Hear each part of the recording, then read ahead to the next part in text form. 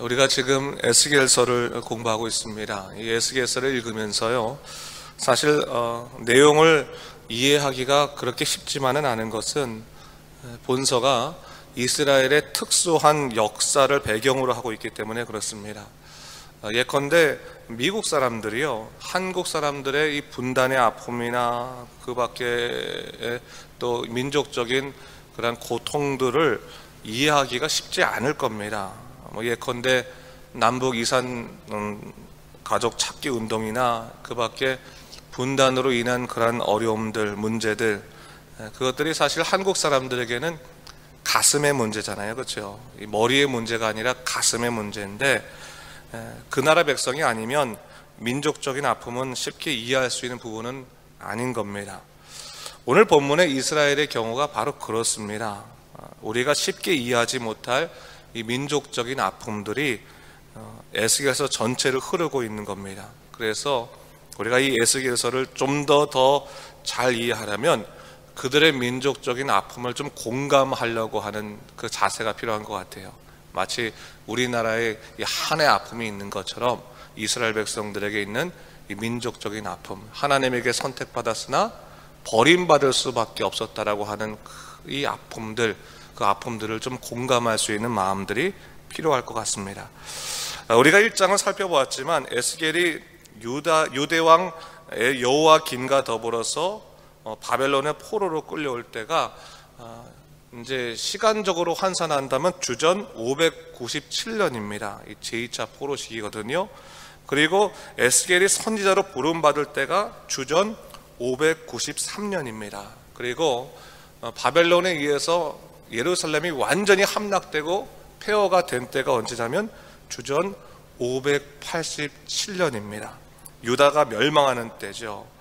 에스겔서의 전체의 메시지가요, 사실은 크게 두 부분으로 나눠집니다. 주전 587년 때까지 메시지하고 587년 이후의 메시지, 이 두 메시지가 상반되어 있습니다. 그래서 587년 유다의 멸망까지의 메시지는 주로 뭐냐면, 이제 하나님께서 유다를 심판하시고 예루살렘이 완전히 폐허가 될 것이다라고 하는 철저한 심판에 해당되는 메시지를 하는 것이 이 앞부분입니다.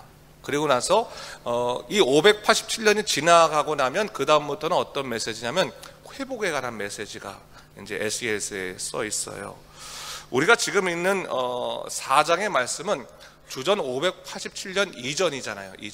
이전이기 때문에 이스라엘의 멸망을 선포하는 때입니다.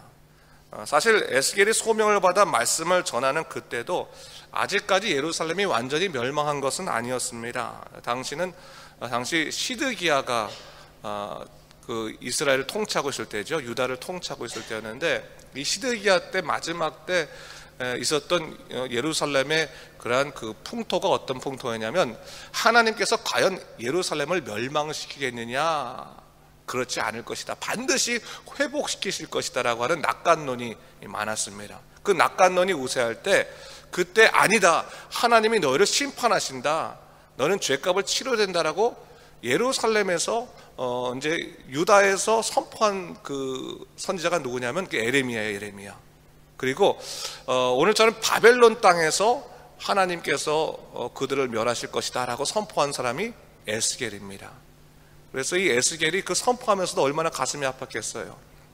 비록 바벨론의 포로로 끌려왔지만 그 백성들에게 하나님께서 예루살렘을 완전히 멸하실 것입니다 라고 선포할 때 얼마나 고통스럽겠습니까? 근데 그게 어쩔 수 없는 거예요. 그것이 선지자의 소명이고 사명이기 때문에 그가 그렇게 이야기할 수밖에 없었던 것이죠. 하나님의 말씀은요, 우리 인생에 낙관적인 희망만을 주시는 것은 아니죠. 하나님의 말씀은 진리를 밝히시는 것이지 우리의 낙관적인 희망을 밝히시는 것은 아닙니다. 진리를 통해서 우리가 어떻게 살아가야 될지, 하나님의 뜻에 어떻게 합당하게 우리의 삶을 이끌어 나가야 될지를 알게 하시는 것이 하나님의 말씀의 목적이고 예언의 목적인 것이죠. 오늘 에스겔서의 예언을 통해서도 우리가 그러한 하나님의 뜻을 좀 생각해 볼 필요가 있는 겁니다. 이 선지자의 마음을 우리가 좀 읽으면서, 야, 그가 얼마나 힘들었을까. 아직 멸망하지 않은 예루살렘, 그 앞에서 예루살렘 멸망할 것입니다 라고 예언할 때 얼마나 힘이 들었을까 한번 생각해 볼 필요도 있는 겁니다. 오늘 본문에서요, 이 에스겔의 예언이 상징적인 행동을 통해서 보여지죠. 크게 세 가지 행동이 보여지는데, 하나님께서요, 이 선지자들에게 예언을 명하실 때 말로써 명하실 때가 있어요. 너가 이 말을 전파하라 할 때가 있고, 행동으로 명하실 때가 있습니다. 그러니까 선지자들의 이 고통스러운 삶이나 또한 상징적인 행동을 통해서 하나님의 뜻이 이렇다라고 보여주시는 것이 있는데, 오늘 본문은 상징적인 행동을 통해서 하나님의 뜻을 보여주시는 장면입니다. 그래서 첫 번째가 뭐냐면 1절부터 3절까지인데, 토판을 가져다가 예루살렘을 그리는 거죠. 그렇죠? 그 성읍을 그리고 그 성읍을 에워싸는데, 그것을 향하여 사다리를 세우고 흙으로 언덕을 쌓고 진을 치고 공성태라고 하는 것은 여러분이 영화 보면 종종 나오는데, 돌 같은 거를 이렇게 넣어가지고 확 날리면 그 성벽이 무너지는 거 있잖아요. 돌대포라고 하나요? 돌대포 혹은 철대포라고 하는 이 돌 같은 걸 던져가지고 무너뜨리는 무기죠, 무기. 그 무기를 갖다가 거기다 세우고, 그래서 이를 둘러싸고 철판을 가져다가 성읍의 철벽을 삼고 포위하는 것처럼 에워싸라 말씀하심으로 인해서 뭘 예언하시는 겁니까? 이제 예루살렘은 철저히 포위되어서 심판을 받을 것이다, 함락될 것이다 라고 하는 예언을 첫 번째로 해주시는 겁니다. 그러니까 에스겔도 힘들었을 것 같아요. 하나님께서 유다를 용서해 주셔서 회복의 메시지를 주면 좋으실 텐데, 완전히 심판의 메시지, 패망의 메시지를 에스겔의 그런 행동을 통해서 보여주시는 것이죠. 두 번째 상징적인 행동은 뭐냐면 4절부터 8절까지죠. 뭡니까? 이스라엘과 유다 족속이 얼마 동안 죗값을 치러야 되는지를 보여주고 계시는데, 에스겔이 좌편과 우편으로 누워서 눕는 날을 통해서 죗값을 치르는 그 기간을 예언하고 있는 것을 볼 수가 있습니다. 이것은 이제 에스겔만 있었던 특별한 상황은 아니고요, 당시의 상징적인 행동들 중에 하나가 뭐냐면, 그 예루살렘을 동쪽으로 보고 사람들이 왼쪽으로 누우면 그거는 뭘 상징하는 거냐면 북이스라엘을 상징하는 거예요. 그리고 오른쪽으로 누우면 남유다를 상징하는 겁니다. 그러니까 특정한 에스겔만 아는 것이 아니라, 에스겔이 그렇게 하면 저게 북이스라엘 향한 거구나, 저게 남유다를 향한 거구나, 이렇게 이제 알 수 있는 내용 중에 하나인데, 북이스라엘 향해서는 며칠을 누웠냐면 390일을 누웠다라고 얘기하고 있습니다. 이 390일을 계산해 보니까 이게 한 날을 1년으로 계산하라고 했으니까 390년인데, 학자들의 계산해 보니까 이 원래는 여로보암 때부터 계산해야 되는 거잖아요. 여로보암이, 북이스라엘이 여로보암 때부터 해서 이제 계산해야 되는데, 다 계산해 보니까 여로보암 때가 아니라 솔로몬 때부터 계산이 된다는 거예요. 그러니까 솔로몬 때부터 우상 숭배가 심했는데, 그 솔로몬의 우상 숭배의 그 날이 이제 이스라엘 멸망 때까지가 390년이다 얘기하는 것이고, 남유다 40년에 관해서는 좀 의견이 분분하긴 하는데, 이제 대체적으로 있는 것 중에 하나가 므낫세 때 철저하게 우상 숭배를 했는데, 므낫세도 또 나중에 회개를 했으니까 회개한 기간을 빼고 한 44년 정도 될 것이다, 40년 정도 될 것이다 해서 그 40년의 우상 숭배 때를 계산했다고 얘기합니다. 어쨌든 북이스라엘은 몇 년간 몇 년의 죗값을 치러야 된다는 거예요. 390년의 죗값을 그들이 치러야 되는 것이고, 남유다는 40년의 우상 숭배의 그런 죗값을 치러야 되는 것이다 라는 것을 상징적으로 보여주십니다.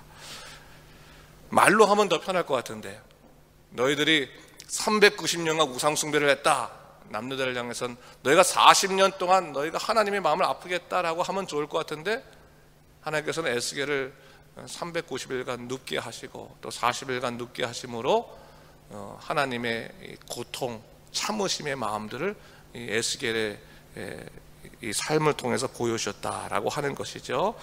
세 번째 예언의 행동은 뭐냐면, 예루살렘이 포위되었을 때 비참함을 보여주시는데, 9절을 보니까 밀과 보리와 콩과 팥과 조와 기리를 가져다가 한 그릇에 담고 떡을 만들어서 옆으로 놓는 390일, 아까 얘기했죠, 이 왼편으로 390일 먹으라고 말을 합니다. 이것이 무엇을 의미하느냐? 이거는 남은 곡식으로 모든 음식을 해서 만들어 먹어야 되는 절박한 상황을 상징하게 하는 거죠. 그러니까 예루살렘이 함락되어서 완전히 멸망할 곳이 때 음식이 얼마나 귀할 것이냐. 그러니까 따로따로 먹는 게 아니라 있는 거 아무거나 가져다가 떡을 할 만큼 그렇게 아마 절박한 상황이 될 것이다 라고 말하면서 구체적으로 빵 20세겔과 물 흰 6분의 1을 먹을 것을 얘기하잖아요. 빵 20세겔은 약 250g, 250g의 빵. 되게 작은 거죠. 그렇죠? 하루에 250g을 먹으려면 얼마나 작은 겁니까? 물은 뭐냐면 0.5리터. 그러니까 0.5리터밖에 못 먹는 작은 물을 먹을 수밖에 없는. 그러니까 그들이 포위된 상황 속에서 양식까지 부족하게 될 것임을 드러내고 계시고, 그리고 보리떡을 구울 때는 어떻게 구우라고 말씀하시냐면 인분, 사람의 변을 말하는 거잖아요. 인분으로 구우라고 하셨어요. 나중에는 에스겔이 하나님께 부탁을 하죠. 하나님, 저는 어렸을 때부터 부정하게 살지 않았는데 감당하기 어렵습니다. 이 부분 아니겠습니까? 그러니까 하나님께서 그래, 그러면 쇠똥으로 구워라 라고 말씀하시면, 이 인분이라고 하는 것을 통해서 하나님께서 보여주신 것은 뭐냐면 부정한 삶에 관해서 얘기하시는 거죠. 이스라엘의 부정한 삶에 관해서 이야기하신다라는 것을 오늘 본문을 통해서 우리가 좀 알 수가 있습니다. 자, 이 본문을 통해서 우리가 알 수 있는 내용은 뭐냐? 하나님께서는 뭐예요? 죄에 대해서는 분명한 대가를 치르게 하시는 분이시다. 그것을 아는 거죠. 화가 나서 대가를 치르는 것이 아니라 죄라고 하는 것은 그 대가가 없이는 그 죄로부터 빠져나올 수 없기 때문에 대가를 치르게 하시는 거죠.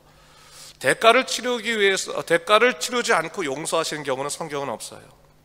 용서를 받을 때는 반드시 뭐가 있어요? 죄에 대한 대가가 있습니다. 죄의 무서움과 치명성이 있다고 하는 것이죠. 유다 백성도 나중에 회복시키셨는데 유다 백성도 대가를 치렀잖아요.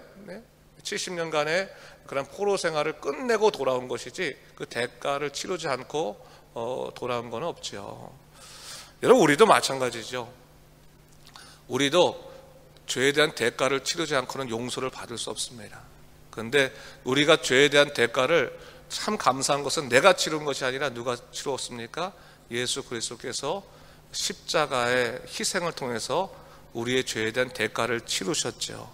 그런데 여러분, 죄에 대한 대가를 치르고 나서 반드시 있는 것이 뭐냐면 회개인 거예요. 회개.